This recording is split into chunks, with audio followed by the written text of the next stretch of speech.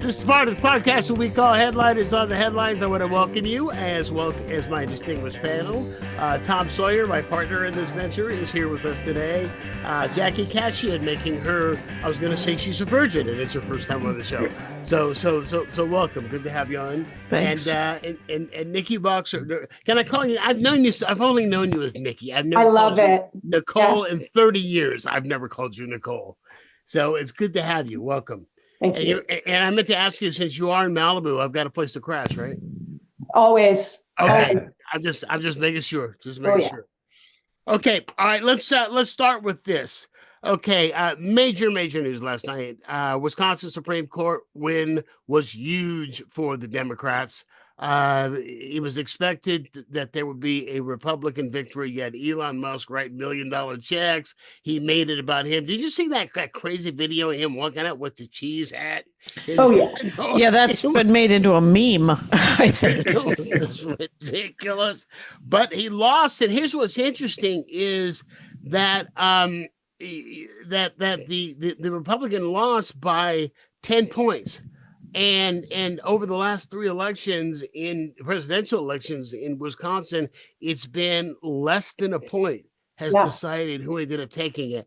So do you think that this is the beginning of a trend, or is this an anomaly? And I should also throw in that the seats in Florida, the two special seats, Matt Gaetz's, and I forget who the other guys were. Was it Waltz? And they both won, and they won by double digits. But Trump won those districts by like 30 points, and they won by like 14. So is this a trend, in your opinion, or is it an anomaly? Is MAGA waking up? I am from Wisconsin, and I could not have been more pleased about the Supreme Court thing. I don't think it's an anomaly. I think that we've all just been sitting on our hands. We're run by people who work in the government, right? I mean, these are people that are used to affecting change very slowly and from within the system. And the Nazis are gutting the system. They're pulling it out from the middle. They're lighting it all on fire. They're firing hundreds of thousands of people. And there's a lot of shell shock while people go, well, we should do something. We should do something. And there is stuff that is about to happen. I mean, I don't know what will instigate the sort of civil war that will stop this. Essentially, it's not going to get better. It's going to get worse before it gets better, in my opinion. And I have a BA in political science, so I think that that's important that everyone know that. But there's major too, by the way, I should mention. Apologies. Oh, I'm a film major, so I'd really like to cut in here. No, I mean, Jackie, you may or may not know, my mom was a United States Senator for 40 years. So I got a little bit of training in the household over dinner. She drops that in every chance she gets, just like she's not wrong. I would. Are you kidding me? Just like people who went to Harvard, she finds a way in the first. Yeah, because I got kicked out of 2 schools. Anyway, no, I want to talk about, is this a trend or is this an anomaly in the Wisconsin Supreme Court? I mean, first of all, hey, Musk brought this upon himself, okay? He put the cheese hat on. I mean, that's a metaphor, really. He wants every election to be about him now. Fine. You know what? That is waking up the base. No problem. But this election was an important election because we're asking these states, and in particular, Wisconsin, that's a swing state, is going to be deciding who can vote, what the rules regarding the next election are going to be, things in general that, redistricting? Exactly. Redistricting, who counts in America is decided by judges. And I just want to say, if you're MAGA, read the damn Constitution, because Article 1 establishes there's a Congress. Article 2 establishes there's a presidency, executive power, and Article 3 establishes the courts. Supreme Court and local courts, they all have to work together. So in my opinion, you're going to be seeing a lot of MAGA losing, a lot of MAGA tears. This is just the beginning. Yeah, good. I don't know. I mean, I don't know. You may know this. I don't know. How is it legal if someone is on it to send anybody to a foreign prison? I mean, are they using the Terrorist Act or what are they doing? Well, then again, we did Guantanamo. So I don't know. I would have said, no, it's not legal. But then I like at Guantanamo what we did. But that was, they were using combatants. These were not enemy combatants. Right. I was wondering if he was calling them enemy combatants to justify that, because there doesn't seem to be any outcry about these. Oh, well, I mean there is outcry, believe me. And I think there's outcry among my friends, but like the New York Times isn't leading with it every night. No, they aren't not leading with the fact that the CDC is done. They're not leading with, this morning's paper was useless. There's a uselessness. That is a good thing. I mean, let's realize that maybe that's an outmoded way of feeling like we're in the right or we have power or that's how we're going to organize or what have you. I think if you're not getting what you want to be reported out by the New York Times, don't read the New York Times. No, I do not. But what I'm saying is that there's like the New York Times folded, and the Washington Post is folded, and the law firms that are folding, and the corporations that are folding. I mean, there doesn't seem. I think this is what I see. I see 500% over interest in people running for office. That's what I see. 500% times over the normal midterm inquiry to places like run for something. Great. Like people want to run. And even if you look at the returns from last night, there were like 20,000 things you could vote for across the country yesterday. Mm-hmm. There is interest in that, in local elections, all of that stuff. So look, I mean, I think it's going to, the energy we want to see or what we need to see, Jackie, I totally hear that. Yeah. The pushback you want to see. I saw it last night with Cory Booker.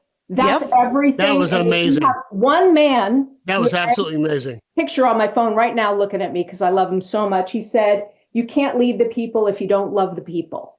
Mm-hmm. He said 30 things. Yeah, go ahead. Sorry. Yeah, here's the thing about Cory Booker, too, was I've always had a little problem with Cory Booker. I always thought there was that kind of little that little too, there's a slight bit of disingenuousness about him. He was so genuine. I was so captivated by him. I've never been captivated by the guy. I thought he was always a little bit of put on, and just lacking that genuineness. But he was probably because he was exhausted. But I'll tell you, he needs to be exhausted more often because he was so good. He really was. He was so real. He was amazing. People, and that's the thing that drives me crazy about most Democrats is that they're so put on, and they're so careful. None of the women are. I don't know if you've met any of the women Democrats, but Elizabeth Warren isn't super shiny. AOC, Jasmine Crockett. How shiny is that woman? Not at all. Her. She's amazing. I just absolutely love her. We're naming all the superstars. Yeah. For 10 weeks, we mostly just heard from the women. So I was psyched to see him up there. But Tom, I get that. I get your point. And, look, I endorsed Cory very early in 2020, and I endorsed him because, I know the guy. So, he's a sweetheart. You know what I mean? That he does come off that way because it's like anybody who is like effusively loving and he really means it. And that you wonder about politicians whenever they're, you wonder, is it authentic? But with Cory, I can tell you, at least I believe he truly is. Mm-hmm. And he's put his money where his mouth is. Mm-hmm. And it's a different breed of politician. Now, here's the thing. Nobody, I don't care who you are, you cannot speak for 25 hours without the truth coming out.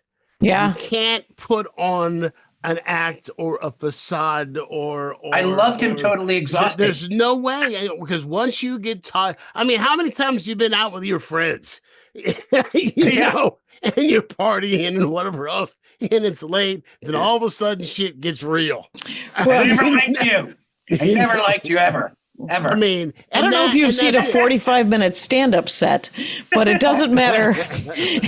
You start hitting around 30 minutes, and anybody you're watching is going to tell you who they are. Yes, it's totally true. And a counter to that, Trump talks forever. and it's like verbal diarrhea. It's like It absolutely. is. He's a lunatic. It's word salad. It's word salad. Well, that's why From your Fox was point, even cutting making your off. point, someone talks long Yeah. enough, you're going to find out who they are. Right. During the election, Fox was cutting off his speeches. They were going to something else. Well, that was because he was doing the word salad. But if you listen to him speak for more than 2 or 3 minutes, he's going to say something mean and horrifying.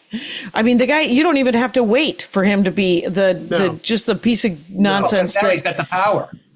But now he's Yesterday, got I canceled my afternoon to watch Corey go into the fucking beating Strom Thurmond. Well done. Yeah, that's awesome. Well, that was great.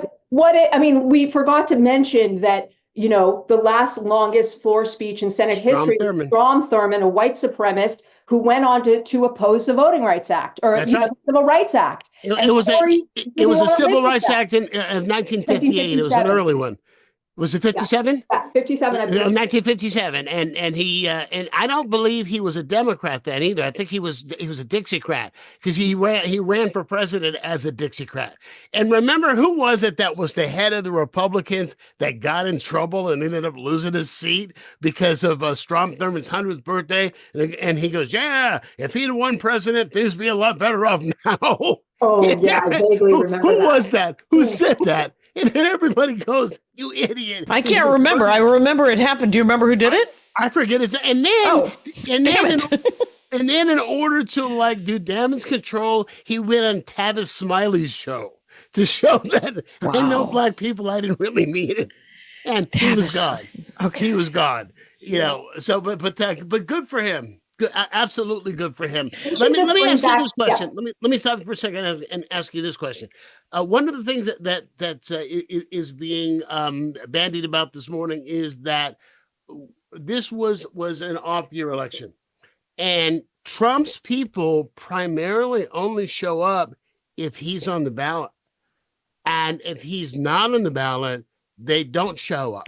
But they ran out of ballots in Wisconsin. They had to send out for more ballots at one point. Is that Dana Was Gould? that Democrat? Was that Democrats? I don't know. I don't know who's. Look, it's Dana Gould, you guys. Hey, Dana, what's going on, man? Hi, my apologies. Your apologies, Captain. Now you have to do a 25-hour filibuster to make up. Should I bow out? So we're just to catch you up. We're just talking a little bit about what Wisconsin and one of the things that people are saying. Some are saying is that when Trump is not on the ballot, that MAGA doesn't show up, and they ran out of ballots in Wisconsin. But I think a lot of that was Democratic ballots because they said that the number of voters was something like double what it was in the presidential election, or 100,000, 150,000. It was significantly larger.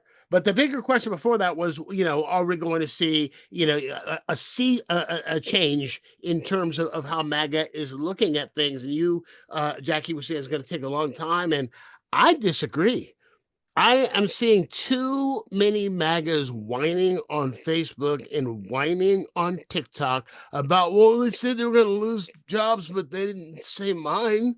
It was supposed to be those people who were supposed to hurt, not us. But there are too many people who were complaining, saying that it didn't affect them. And now there's a major news story today that's not getting enough play, where you've got forecasters predicting a storm that will bring a once-in-a-lifetime flooding. Once-in-a-lifetime flooding, and it's primarily to red states. Meanwhile, you've got... Which ones? It is... What have I got here? Like Alabama and Mississippi, or... It's... I had it here. It's Missouri. It was like Missouri. Where the heck is it? Missouri, Ohio... Is it Kansas? I know Kansas was one because it's a major storm. Where the heck is it? Why is it on my thing? Because I had them all down. But it is red states. But here's the bigger thing: is that they have fired hundreds of meteorologists and forecasters from the National Weather Service. Hundreds. To be able to tell them, here's what's coming, and here's the path that the storm. I can totally understand because Trump has his Sharpie, so I mean, these are not smart people. You know what I mean? They don't care, and cruelty is the point. That's the governing principle. Oh, you know, you're hurting. You guys need, we need to be able to prevent a disaster.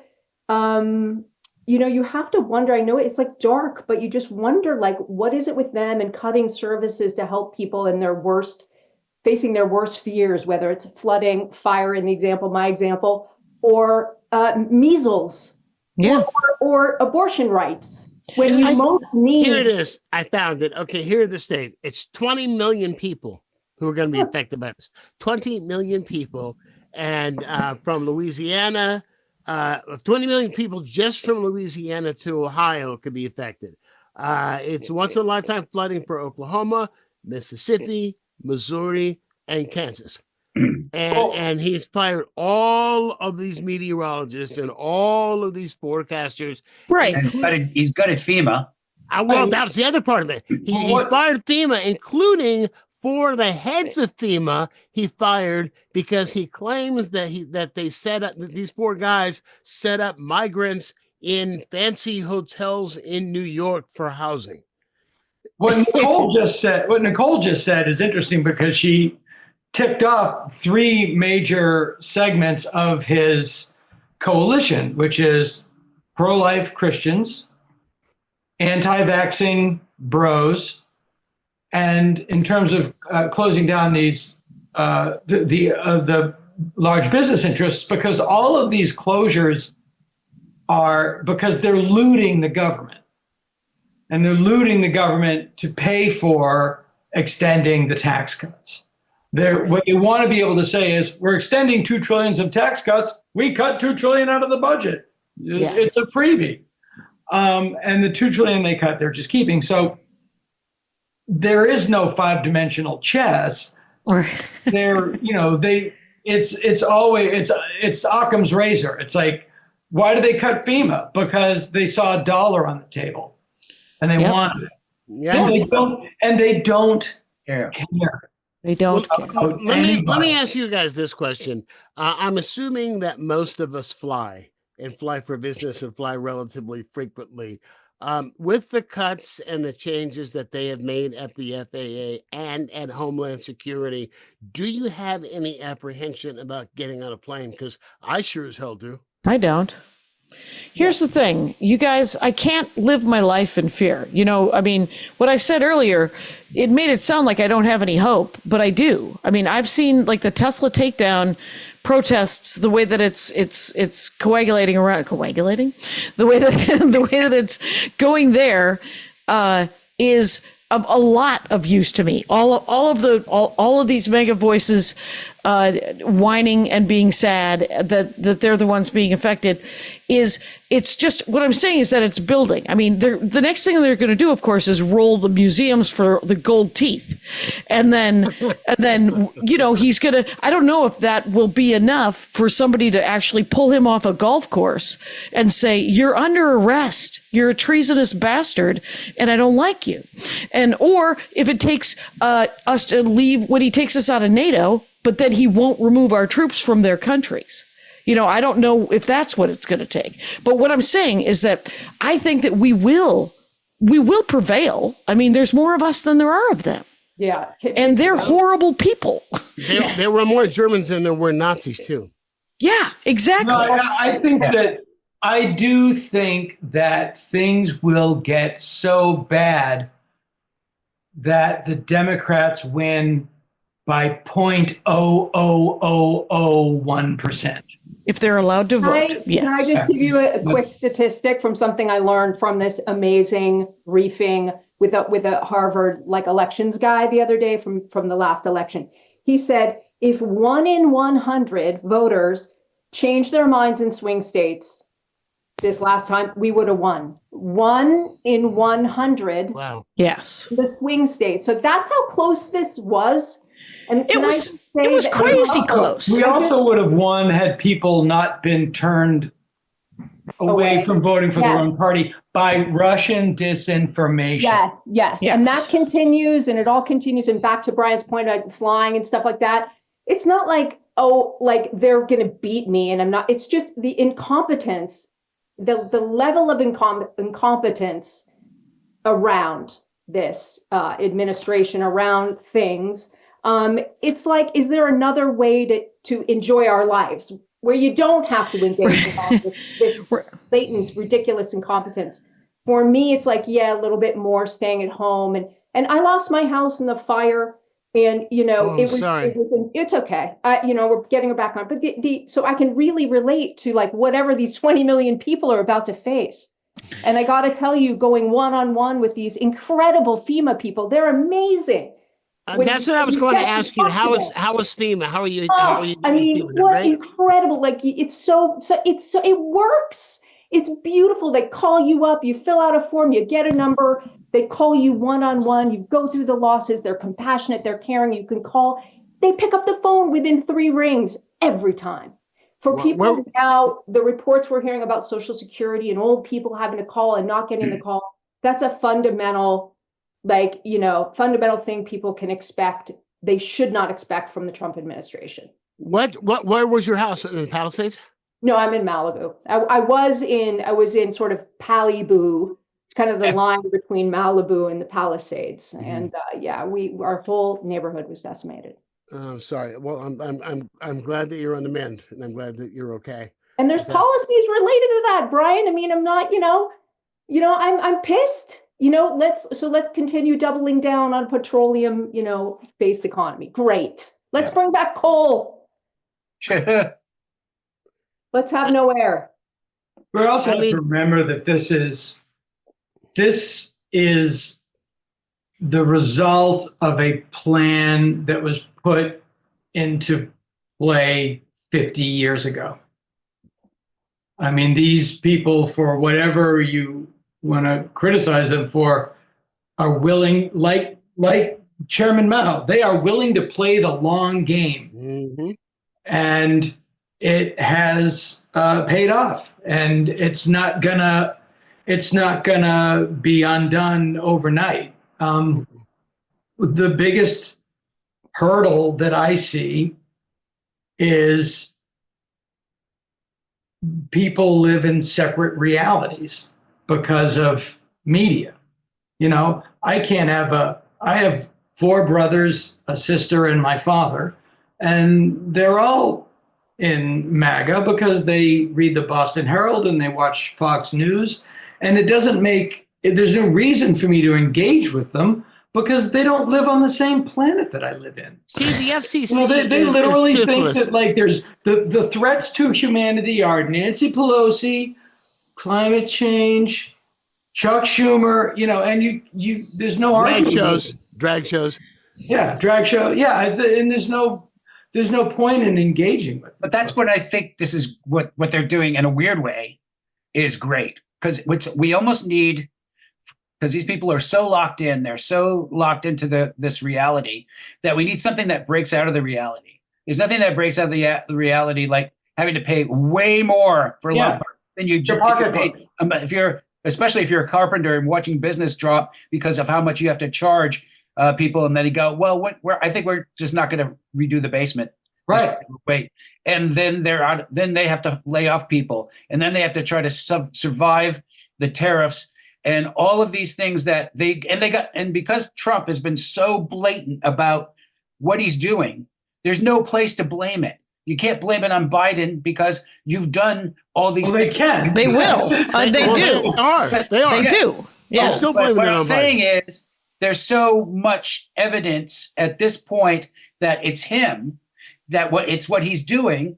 But they're not going to get the information. Evidence means nothing. Wait a minute. Even on Fox, there's a handful of people that are actually giving people information. Yeah, the people I know are watching Newsmax.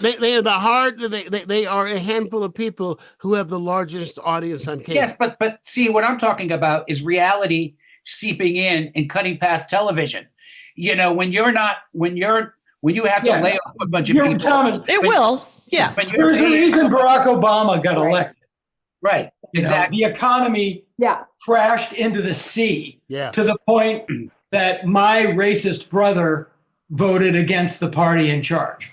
And that was what lied underneath Trump's win in 2016, was if things aren't going the way you want, a large number of Americans that don't tune into elections, that don't follow politics until a couple of weeks before the election, throw the bums out. And this time the bums are the Democrats, and it's quite possible that next time the bums will be the Republicans. What the fact is, those people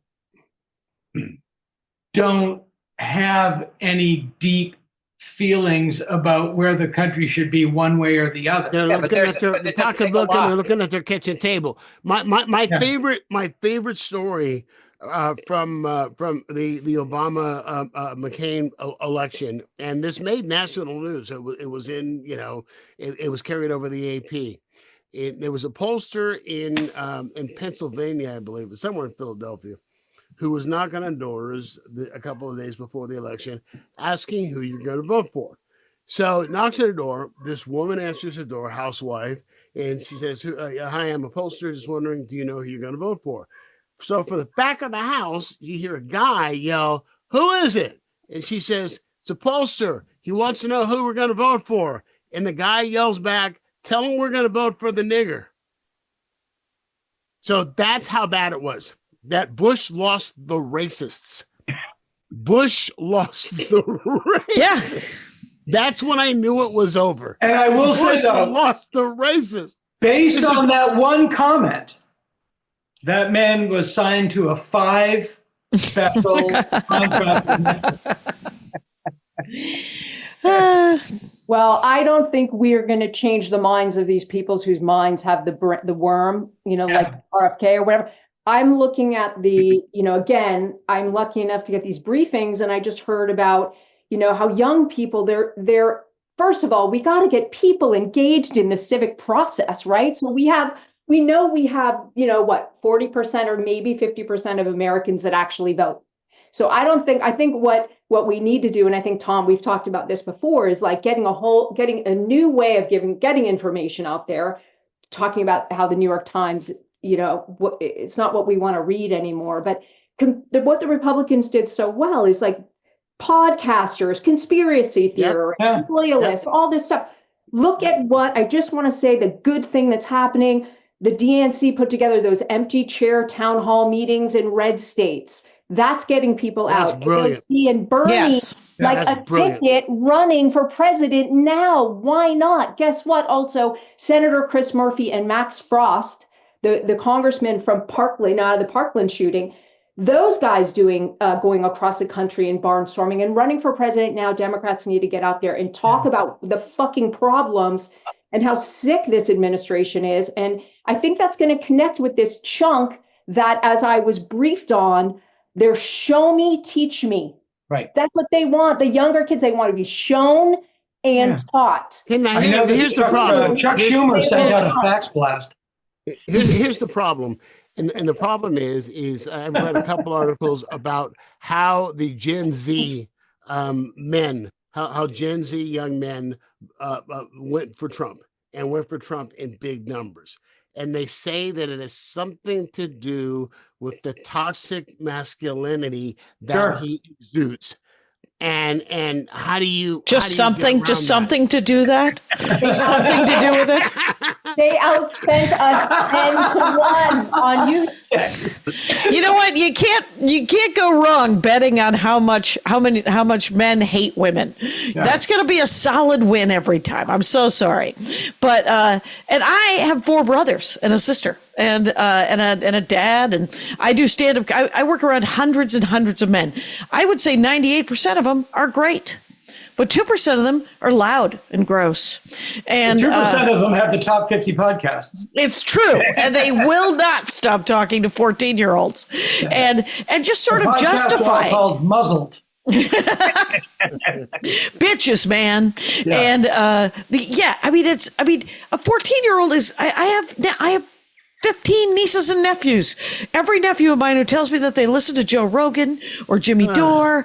And I'm just like, you guys. Did he vote? Did your nephews vote?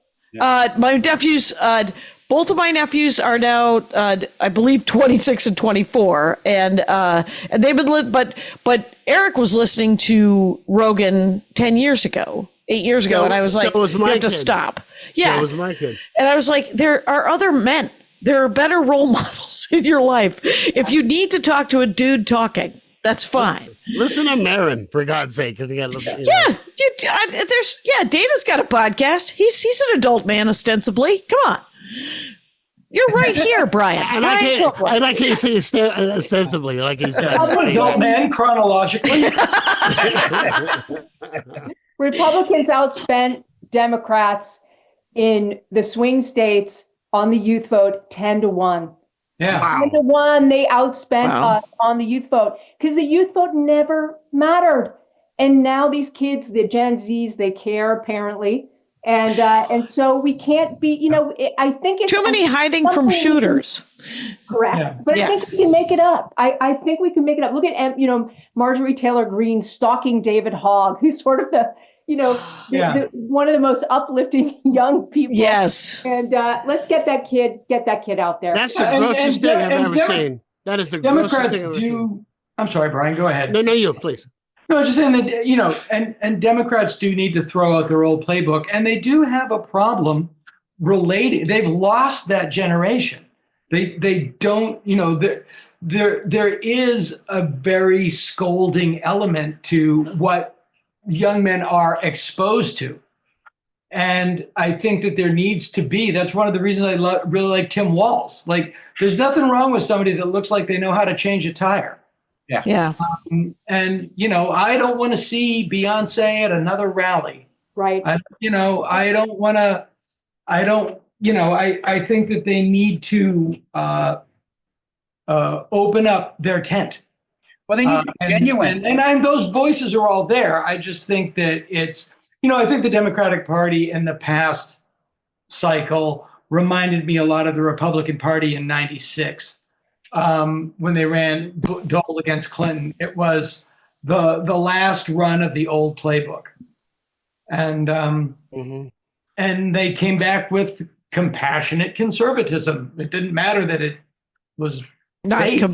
Right. It wasn't real, but they had the words. Yeah. And they did try to talk. They did, George W. Bush did believe in inclusion and letting in Latinos. They quickly reacted violently in opposition. But I do think that the party needs to reassess how it, not reassess, find a way to talk to these people. Yeah, I mean, think about it. We passed the first comprehensive gun safety legislation in 20 years under Biden. Right. That's something young people want. And by the way, I'm a member of Everytown. Yeah. And I didn't know that. Well, that's what Which tells you about the Biden communication. Yeah, but that's the thing is, okay, we can talk about the Biden communication problem, but also let's get back to the Joe Rogans out there in the world who's leading us. Like, Dana, are you going to, step up and commit your life to, talking about these messages every day and interviewing these folks? I mean, I think it falls upon everybody that cares, about the quality of the discourse, and how we communicate about well, things. Joe Rogan's I'm not just pointing fingers at, although I do think we still have to keep in mind, we didn't lose the youth. We didn't lose Gen Z. Actually, Democrats did win. They lost boys. Let me ask you this question. So we're talking about Rogan. Do you think that it was a mistake for Bill Maher to dine with Trump at the White House and Kid Rock? Do you think that was a mistake? Now, Tom told me some things he said at the end of his show. I didn't see his show. I saw the comments when he was leaving the White House where he said that he and Trump bonded over their mutual hate of wokeness. And he said he won't be wearing a red hat anytime soon. That's all I heard. Now, Tom, you saw the end of his show, and I guess he went after MAGA on his show, huh? Oh, he totally went after MAGA on his show. The first line of his, like, a lot of people are saying, "Hey, Bill, you're so close to joining MAGA. You hate some of the same things that we do." And he said, "Yeah, my only problem is I don't want to live in North Korea, and that's what we're heading under Trump." And then he did the whole segment was an attack on MAGA, which was great. Now I'm not. But who's watching Bill Maher? What are the Democrats? Right. I used to be friends with Bill, and I used to be friends with Joe Rogan, And, both of them, I don't think Bill so much, because Bill's kind of always been an asshole. He's always managed to, play that line of somehow pissing everybody off. And now he's done it to the point where when I watch the show every now and then, I mean every now and then, like twice a year, I'm always going, who are these people that are the guests? I mean, he used to have celebrities on. It was like 3 people on the panel and a guest. Everybody was a celebrity. Now it's like, who are these people? If you're not going to explain, when you have the explanation of what they are and what they do, you have no idea who they are. But here's the but. He's got this thing called Club Random. I don't know if you've seen it or not. And what it is it's 3 to 5 minute snippets, and those are all celebrities. That's actually a longer show. It's about an hour too. Oh, is it? Yeah, it's about an hour long, and those are celebrities. But actually, a lot of those have gone sideways. I don't know if you saw the one with Bill Burr in him, but Bill Burr was just decimating him. Yeah, Jane Fonda too. Yes, Jane Fonda was amazing. I love Jane Fonda. Well, they were both dismissive, is what I appreciated about both of those interviews, is that Bill Burr and Jane Fonda were like, Jane Fonda said, we have nothing in common. He's like, we have everything. She's like, not a thing. We have nothing to talk about. I mean, and Bill Burr is like, you're an idiot. Yeah. So what I enjoy is the dismissiveness. If Bill Maher, there's nothing there. What he has in common with Donald Trump is young women. That's what he has in common. That is all that they have in common. I mean, I like Tom. I consider myself a friend of Bill's. I've done the show, and I haven't in a long time. But what you have to look at is, it's funny, when my wife was no longer his boss, I stopped doing the show.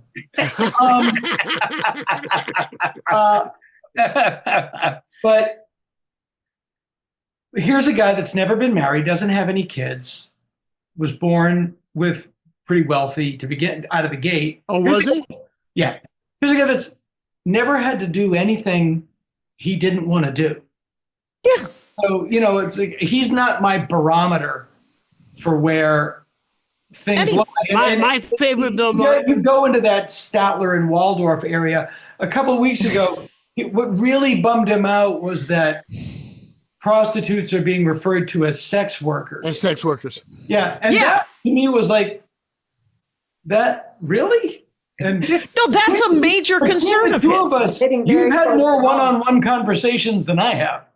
My favorite Bill Maher. Is that really what bothers you? That somebody wants some dignity? Yeah. Did that, and he had to have 2 inspectors for his shed. Yeah. He actually brought that up for Gavin. He has zero idea of how petty he comes across. Oh my God. It's stunning. Like how whiny, and he always calls other people like whiny bitches. And Bill Maher is the most whiny bitch of them all. Well, that's every accusation. And that's the one thing that is true, especially with MAGA, is that every accusation is a confession. That every time that I call people judgmental, I'm like, I'm looking in the mirror. It's because I am enormously judgmental. Anyway. Here's my Maher story. I've never met Maher. I have never met him. And I was consider yourself lucky. You are clearly married to the wrong executive. I worked with him, and I could tell you the story, but go ahead. So I never Cobb's nothing. I never met him.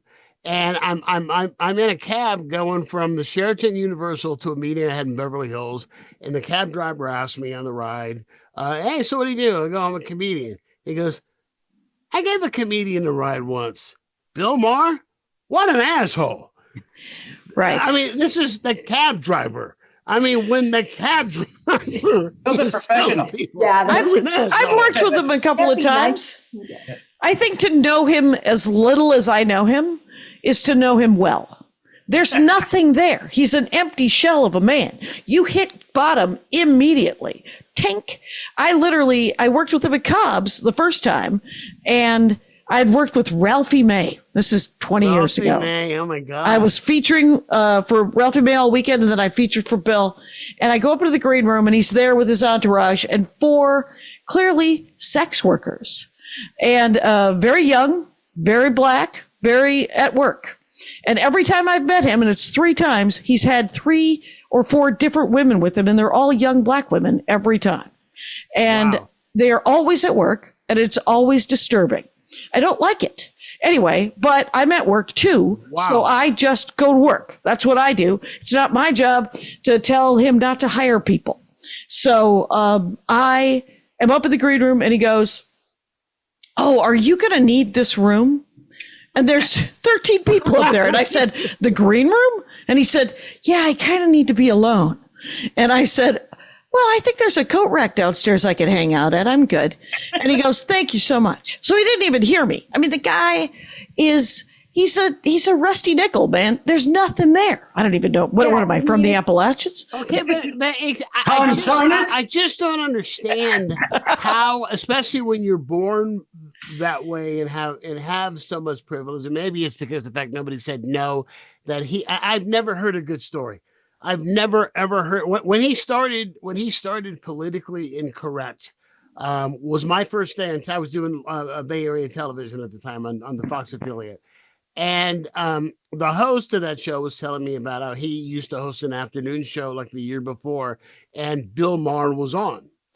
And Bill Maher was just a jerk from the second he sat down. And when they went to the break, they asked him to adjust his mic or something. And he goes, "Oh, what do I care? This is just a stupid local show."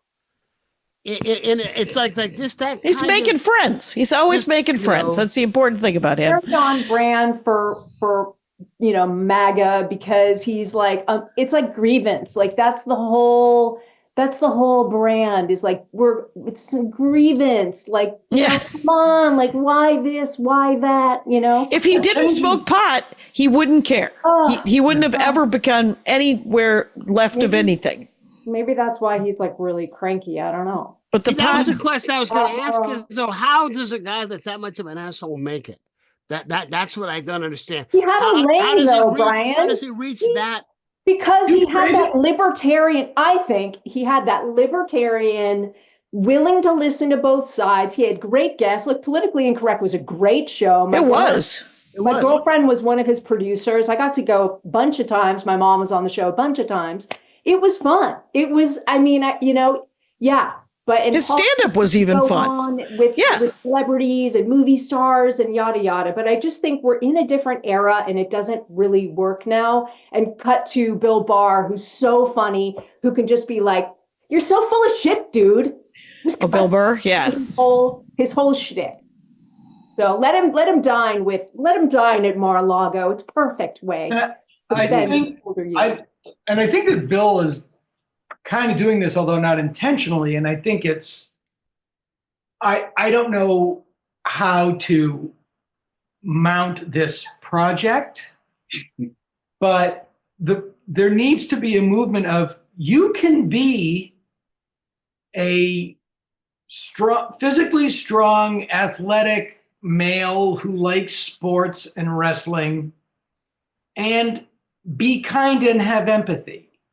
And that those actually aren't in opposition to each other. They're not mutually mutually exclusive. How about that? They're cool. Yeah. That's fair, man. That's And fair, I don't know how to do that, but that it's like, it's, the point to be made is like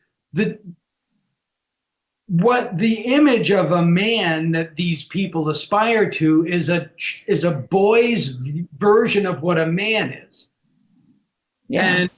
And this, people in their 60s do this. And I don't know how to put it across. You can only do it by example, because otherwise you lose people. But, there is an element of like, you can, it's, to me, it always goes back to the punks that hated the Nazi punks. Right. You can be a punk and hate Nazis. Actually, that's the whole point. That's how it started, I think, right? It's easier to do the other one. As as Morrissey said, it's easy to laugh, it's easy to hate. It takes guts to be gentle and kind. We go back to Morrissey every time. I'm doing a solo show now that's called The Great American Shit Show.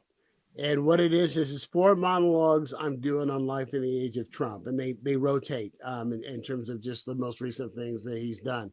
And so one of the new pieces I'm doing is When Was America Last Great? And they polled MAGAs, and MAGAs say the 1950s. Sure. It goes right in line with what it is that you're saying. So, but what's interesting is David Halberstam, if you ever get a chance to read the 50s, Sure, read it. He writes that the reason for the nostalgia for the 50s is not because of the real 50s. It's because of decades of watching Father Knows Best and Leave It to Beaver and Ozzie and Harriet, so that people think that was the 50s. So I go through what the real 50s was. And it blew my mind when I start with the corporate tax rate. 90% corporate tax rate. Women were not allowed to own property, have bank accounts, have charge accounts, unless their husbands or fathers signed off and gave permission first. Much less abortion. Well, I mean, it's just, much less any sort of freedom of our own minds and bodies. Yes, there were still colleges that weren't letting women in. So, yeah, and the racism was extraordinary as well. But I think we've come a far way and they want to shove us back into this box, but nobody's going back in the box. I mean, civilization will move forward. I believe this. But are we? Because I read another thing that really makes a lot of sense, and they're calling what's happened now the end of the second Reconstruction, because if you remember after the Civil War, we had Reconstruction in this country where they built up the South. They gave black people citizenship. They gave black people property. You had a black senator from the state of Mississippi, and the federal troops were there to maintain order in the South and to make sure that the Jim Crow didn't, it could be the end of the Renaissance, and the Dark Ages could be starting right now. Yeah. But what came after the Dark Ages? The Age of Enlightenment, right? Yeah. So I agree with Jackie. There was this period that started really from the beginning of the Johnson administration up to the end of the Carter administration, which we call and that's what they're calling the second. That was the long 60s, and this feels like the end of the Reagan revolution of neoconservatism, and because I just don't see how it can go any farther. Right. And then we don't know what will happen. We don't know what it'll be next, but it does feel like the end of an era. And it's important to point out that the obsession with Greenland is because I was going to go there next. Well, it's because they know what's going to happen to the South because of climate change, which they say isn't real. Mm-hmm. Yeah. They need viable land. Yeah, I also Canada, Greenland. Yeah, it also is a great place to perch and look at the new political alliance. If we indeed, look, the plan is to align with Putin, right? Squeeze Europe, and so hey, we might need to be in Greenland so we can kind of monitor what's going on in Europe. And it wouldn't surprise me if there was a bigger land grab. But I think I don't see it getting to that point. These guys are like it's like they're just a bunch of stooges. Can they? Yeah. They're cosplay. It's like. J.D. Vance standing in Greenland and, Pete Hegseth, these guys are trying so hard to be like, oh, yeah. So as usual, we're saved by their incompetence. Moving back to Greenland for a minute, there is a story. I have never taken this seriously until I read this piece this morning. I kind of thought, and there are 3 White House insiders that say that the administration is looking at the economics of overtaking Greenland. And they're trying to figure out how they're going to give federal aid to 58,000 people who live in Greenland. And that Trump has said that it is 100% certain that Greenland will be our territory.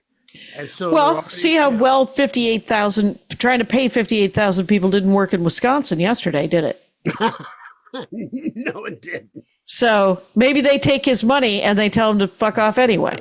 Am I allowed to swear? I keep swearing. Yeah, you're not supposed to. I'm the only but one. yeah. Okay, I'm It's so okay. sorry. We'll bleep you. All right. So here was my question: if it came down to this, because he's been throwing this manifest destiny crap around, that's America is we have American exceptionalism, and anything we want we can just take.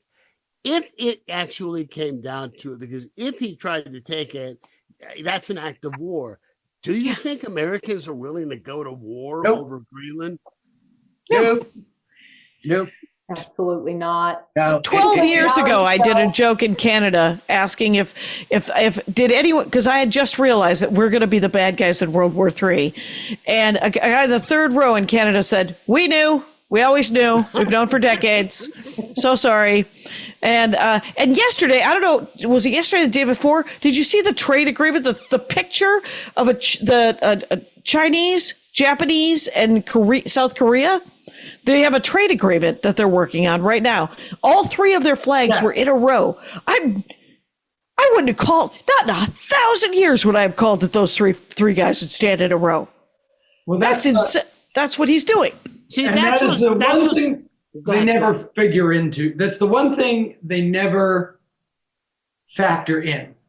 And we saw the same thing with the Tea Party, is that for every action, there is an equal and opposite reaction. Yeah, basics. And they are constantly surprised that when they tell somebody F you, that person says, no, F you. What? I thought you would thank me for my insight. I saw a great meme yesterday, and it said that we have gone in America from being the country that would hide Anne Frank to the country that would turn her in. Yeah, we are the bad guys. We are the bad guys. We know Ben Shapiro would be the one doing it. God, Have you guys seen the expensive cut, the director's cut of the deportation, the glossy Trump propaganda film? Oh no! The deportation of the Venezuelans to El Salvador. I can imagine, if you've not seen it, the second installment will definitely be the reality show version of War with Greenland. Yeah, it does seem like they want to get all the toys out and shoot it in like super high def, 72 millimeter, and recut it and have a Falklands moment and be big man on the stage, like, look at us. And I just think it's I just think that's part of this calculation. Is that the one where Tulsi Gabbard is standing in front of the cell and she's got on all this bling? Christy Nome. Right. Excuse me. The one that shot her dog in the face to show how tough she was. It's worse than that. It's when they took the plane to Guantanamo for 48 hours and spent $200 million.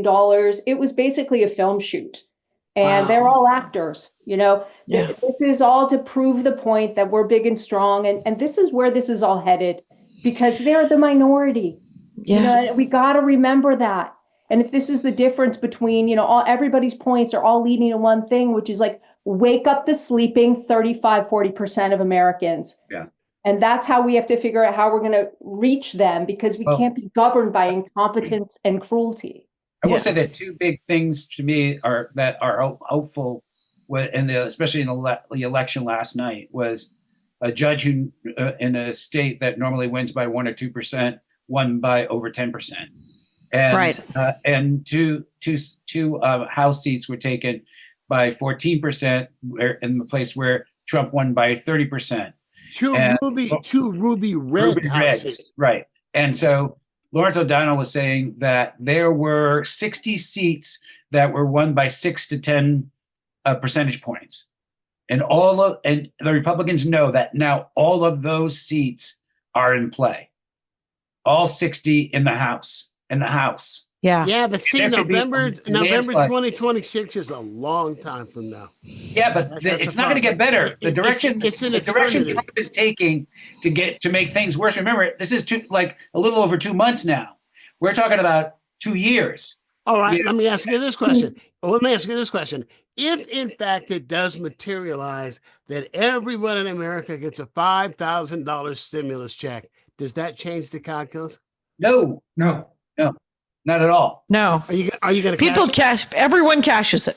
Everyone cashed Biden's checks. Everyone's going to cash Trump's checks. Trump signed the last batch of checks that we all got, and don't think I didn't take a picture of it, dash it off to my bank immediately, and I I'm did. going to check with his name on it that clears.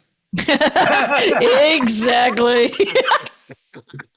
I think there's a lot of people that will not be getting FEMA support, and a lot of people will not be getting their Social Security checks. I mean, I think this is it. They know that. They know that they're disrupting the people that need it the most won't be getting what they normally get, and 5,000 isn't really going to.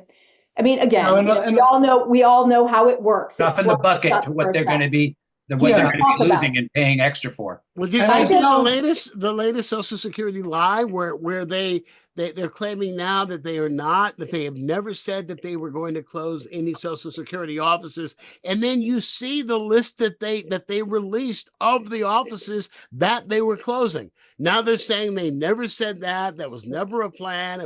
It's misinformation. But this was from the White House, and it was something like 20 or 30 Social Security offices. Oh well, they're known to tell the truth. So yes, exactly. The White House said it. Great. I will say this, and I've been saying this the last 4 weeks, and I'm going to continue to say it. I've been paying into Social Security since I was 15 fucking years old.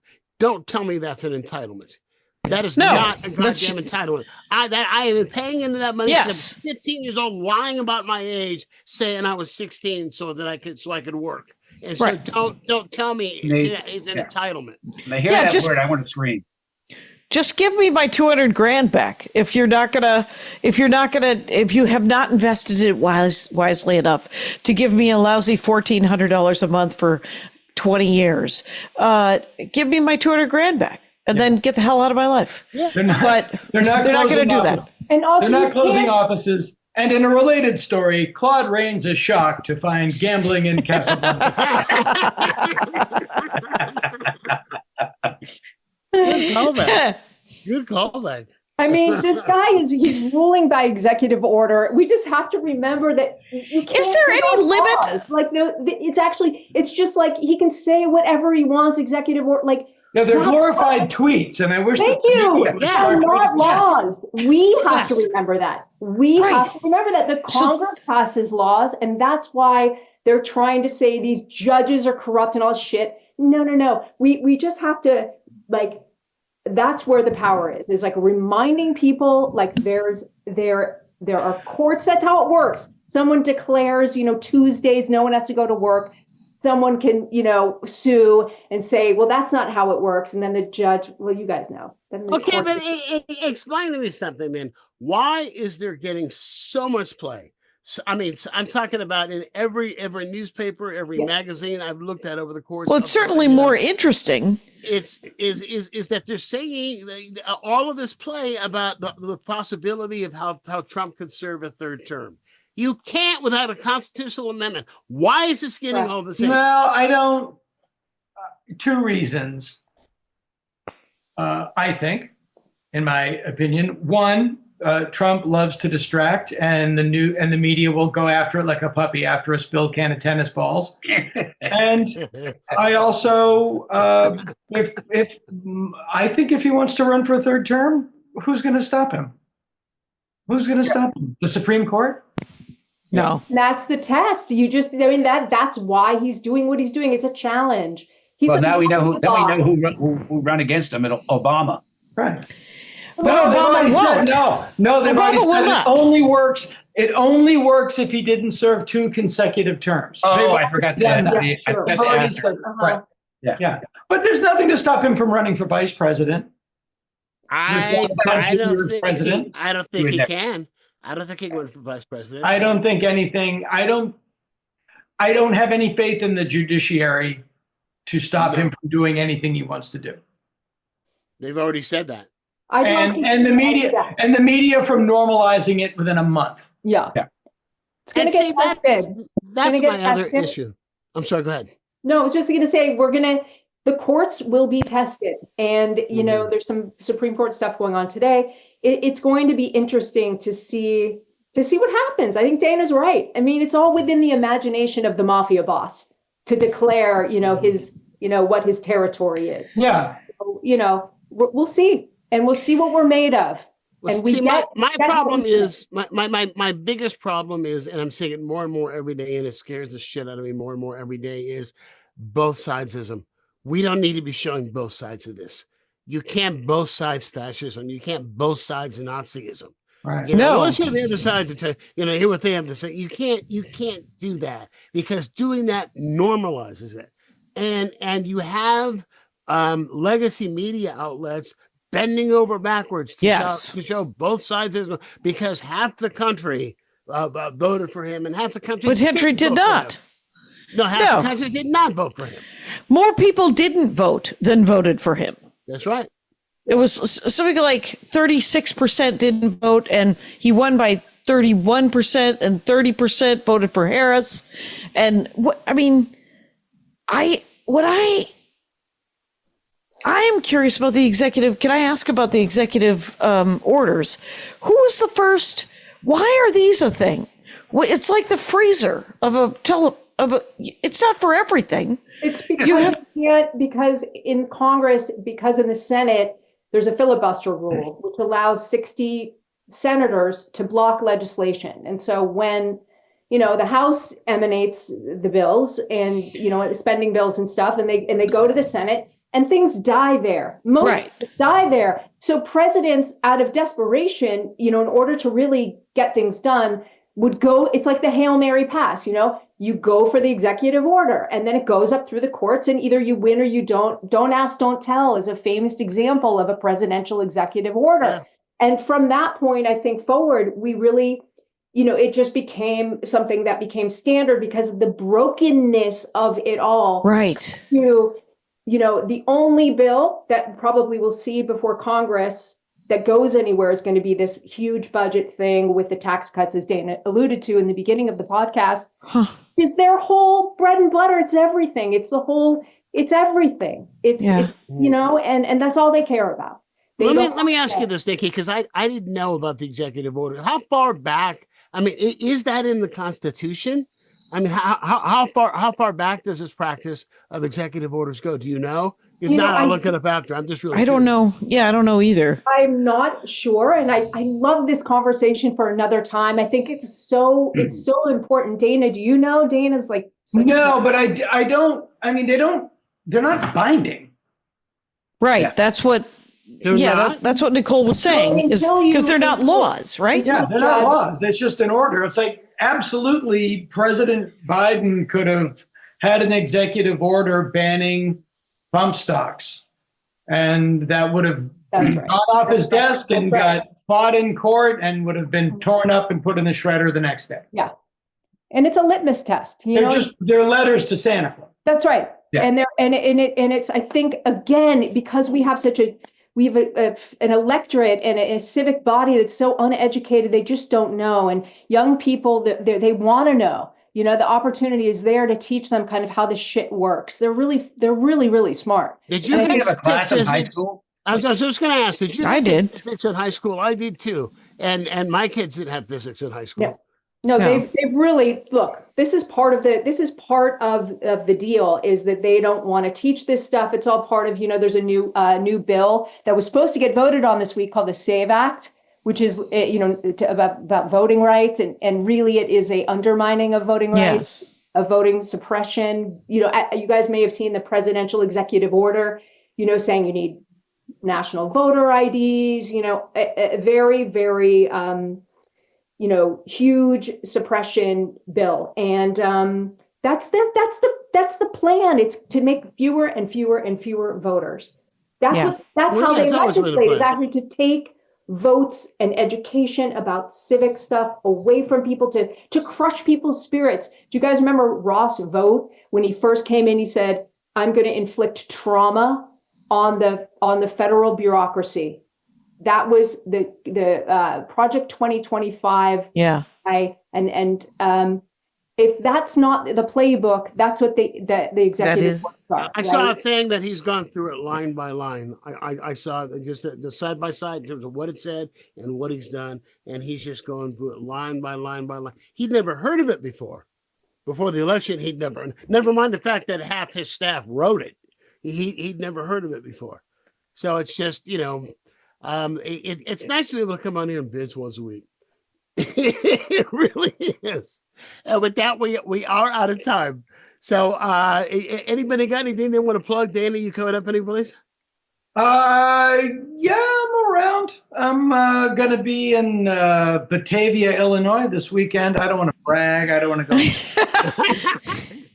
I don't even know where that is. And then if you're in the LA area, Hanging with Dr. Z live on April 13th at Dynasty Typewriter. My favorite show. So good.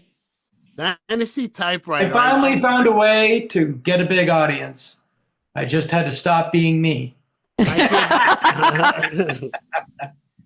That theater used to be called the Hayworth Theater. Yeah, it still is on the still market. is. Still is on the market. I reopened that theater with Not a Genuine Black Man in 2006. That's where I was playing when I opened in LA. And then I heard, I guess it was taken over, and it's the Z thing. So I got to talk to you. I would love to get back in there. Is La Fonda still downstairs? The Mexican No, restaurant? it actually just closed about a year ago. They had You're kidding. mariachi bands. It was the food was good. The bands were amazing. Yeah, they Yeah. were. Yeah. Yeah, it was there for. I mean, it was there for like decades. That place. Yeah. I don't know why it closed because, the Dynasty should have helped, but that neighborhood is a little slow. So It is. It's by Yeah. the Park. It's a little- I still think of the Hayworth as the jewel in the crown of the Mid-Wilshire. right. It is. It's the only thing. Jackie, where are you? You play any place? Sure. I'm in Ohio this week, opening up for Maria Bamford, and next week I'm doing a run of one-nighters: Mill Valley, Hayward, Petaluma, Sacramento. Let's connect you in my neck of the woods. Is That's it. Bob Fisher let's- booking you now? Let's connect you. I'm doing hat stores and spin classes. Come on out. Go to JackieKashian.com. Yeah, holler at me. I'm serious. Holler at me when you get to town. We get together. Oh, okay. Yeah. Okay. Sure. We'll talk off We'll Zoom. connect. We'll connect. All right. Nikki, any place you're going to be Oh, causing I'll trouble? be trying to be funny in my kitchen. Finally. Probably just That's the gig I want. This is yelling doing at it from the TV. kitchen. Who books that? How many little ones have you got now?